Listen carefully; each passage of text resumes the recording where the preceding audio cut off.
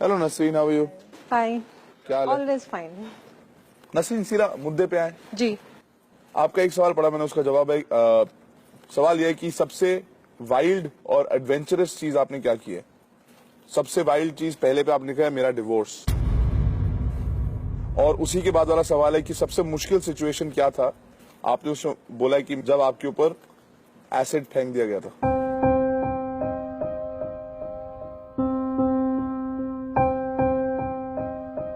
The fact that you're here smiling and always smiling, जो आपने बोला है, we're very proud of you. Thanks so much for showing people कि life doesn't stop there. पर अब उसको recognize करते हैं, हम रिस्पेक्ट करते हैं, पर अब रोडीज का ऑडिशन शुरू करेंगे। हाँ बिल्कुल। ठीक है? क्यों हुआ डिवोर्स?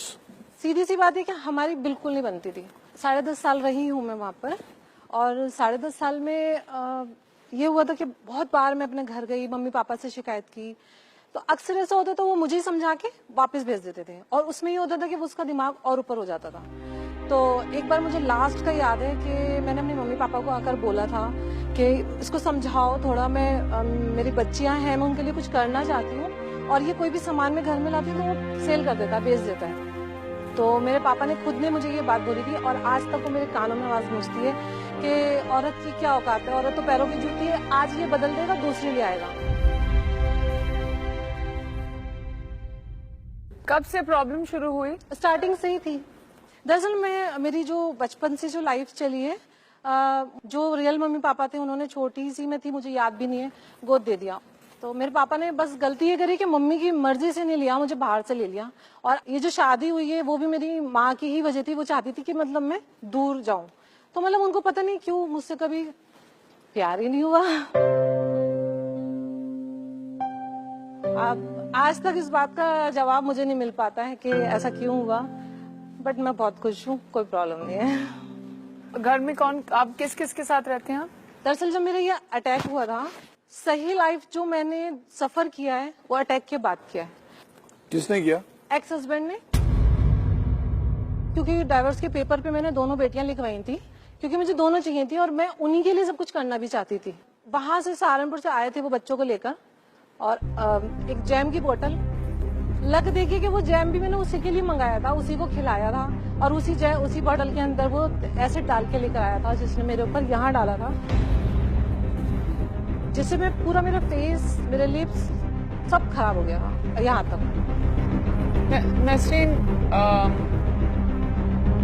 यू नो, जिस कि बाकी लोग भी देखकर थोड़ा इंस्पायर हो आपकी स्टोरी से, वुड यू माइंड आप अपना थोड़ा सा जो बर्न है वो हमारी ऑडियंस को दिखाएं?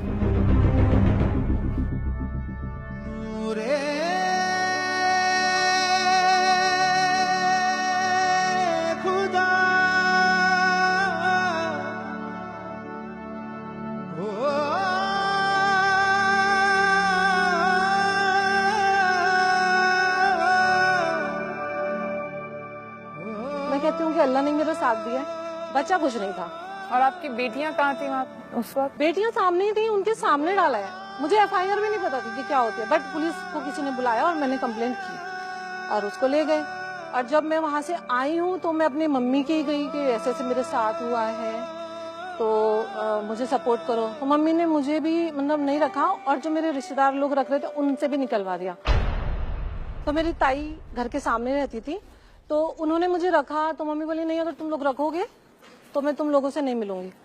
तो मेरी ताई ने एक खंडर था, उसमें मुझे छोड़ा था, क्योंकि कोई रख ही नहीं रहा था। जहाँ पे भी कोई लेके जाता था वो वहां से मुझे देख के डर जाते थे, भगा देते थे। और स्मेल इतनी गंदी आती थी मेरे में से, क्योंकि ये जब एसिड का जब कोई जलता है तो उसके अंदर पस बहती है, तो उसमें इतनी स्मेल होती है कि कितनी भी मछलियां आप सड़ा दो उतनी नहीं आएगी जितनी एक इंसान में से आती है।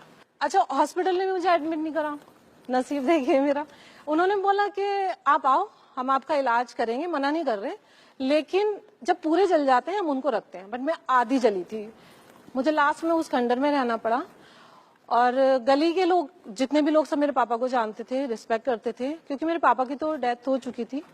तो सबने मेरी प्राइवेट पट्टियां कराई हैं। 500 रुपए से स्टार्ट होती थी, पूरी यहाँ से लेके एक पूरी मम्मी बनी हुई थी मैं, और आंखें नहीं बंद होती थी, एकदम खुली रहती थी। अगर कोई आ जाता था मुझे खाना देने कुछ, तो मैं उनसे ही आंखें बंद करवाती थी।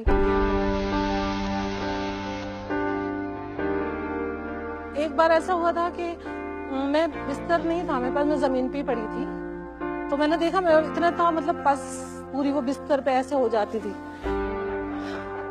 तो मैंने देखा कि वहां पे ना बहुत सारी चींटियां गुच्छा गुच्छा पूरा मेरे बिस्तर पे मुझे चिपटा हुआ, और वो मतलब, तो मैंने फिर किसी से मांगा कि नहीं हो रहा, मतलब मैं डर गई देख के। तो उन्होंने फिर किसी ने मुझे, मेरी ताई नहीं बल्कि एक छोटा सा पलंग दिया, उसमें मेरी इतनी टांगे बाहर निकलती थी, तो वो मैंने पलंग लिया। वहां एक अलमीरा थी लोहे की, मैंने वहां लगाया, तो पता नहीं कुछ लकी ऐसा था कि वहां से इतनी मोटी लाइन चींटियों की मेरे बिस्तर पे होती थी। मैंने जिंदगी में मौत बहुत नजदीक से देखी है, और कैसे कोई किसी को खा सकता है जीते इंसान को, वो मैंने महसूस किया। बस ये कि डरी नहीं किसी से, और अपने उसूल और हौसला नहीं मैंने छोड़ा, और वैसे भी मैं बहुत स्ट्रॉन्ग हूँ। अभी मुझ में जान बाकी है।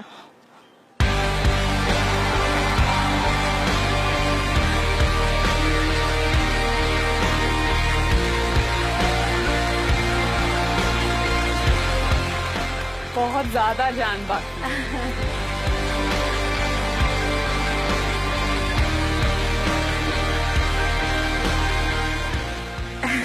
So strong. वो मैं हूँ।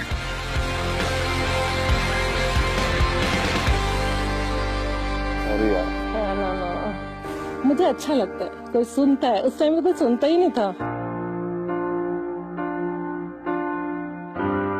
बेटियां कहाँ हैं अभी?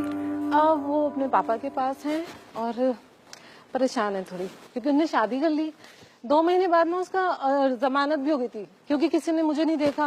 8 ऑपरेशन मैंने अकेली नहीं करवाए जा जाके, और 8 ऑपरेशन लास्ट में भी ये होता था कि मैं पहले तो पैसे लोगों से मांगती थी, फिर बेड ढूंढती थी हॉस्पिटल में, फिर वहां पर एडमिट होती थी, फिर वो ले जाते थे मुझे यमदूत की तरह और लाके फेंकते चले जाते। और लास्ट में डॉक्टर ने बोला कि आप साइन करो, आपको कुछ हो गया तो वो थोड़ा पीरियड मेरा ये था कि कोई बाहर खड़ा होकर दुआ भी नहीं करता था, और 8-8 10-10 घंटे का ऑपरेशन होता था। तो मैंने लास्ट डॉक्टर से कहा था, मैं डॉक्टर साहब मैं मुस्लिम हूँ, आप मुझे दफना देना बस।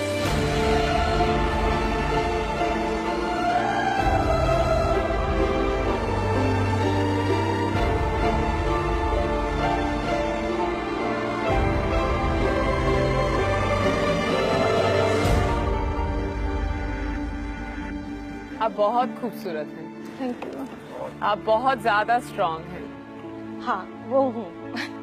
टूटी बहुत हूँ, हारी नहीं हूँ अभी, और हारूंगी नहीं। तो ऑडिशन तो लो इनका भी, क्या हाँ करें हाँ यार। बिल्कुल। चलो, डांस करते हो? ऐसे तो बढ़िया वाला नहीं आता। नहीं, अब रोडीज पे आना है तो कुछ भी करना पड़ेगा। आजा भाई कुंदरे, आजा। डांस कर।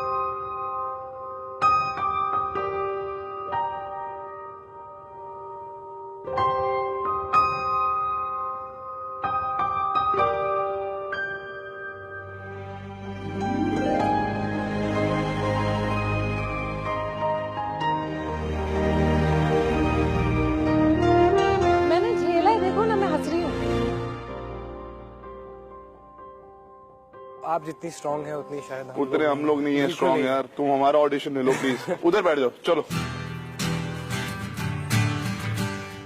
मेरी सीट पे बैठो, बैठो मेरी सीट पे, चलो आइए आइए प्लीज। आजा भाई कुंदरे। आओ आप बैठो। बैठिए आप प्लीज।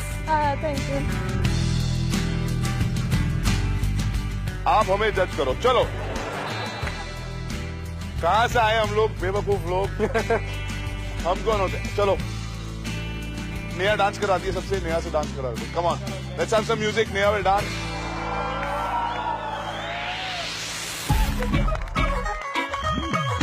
गोरी तेरा ठुमका बड़ा किंकी किंकी टाइप दा, गोरी तेरा झुमका बड़ा फंकी फंकी टाइप दा, ऊंची वाली हील पहन कर डांस बसंती, डांस बसंती, डांस बसंती। हो गया चलो मेरा हम दोनों लोगों से बहुत कसरत कराते हैं, हम दोनों आपके लिए कसरत करेंगे। आजा भाई सामने।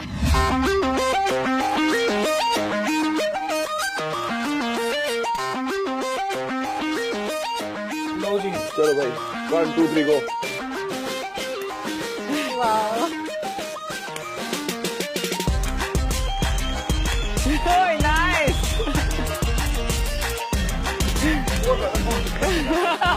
बस बस हो गया वेरी नाइस वेरी नाइस।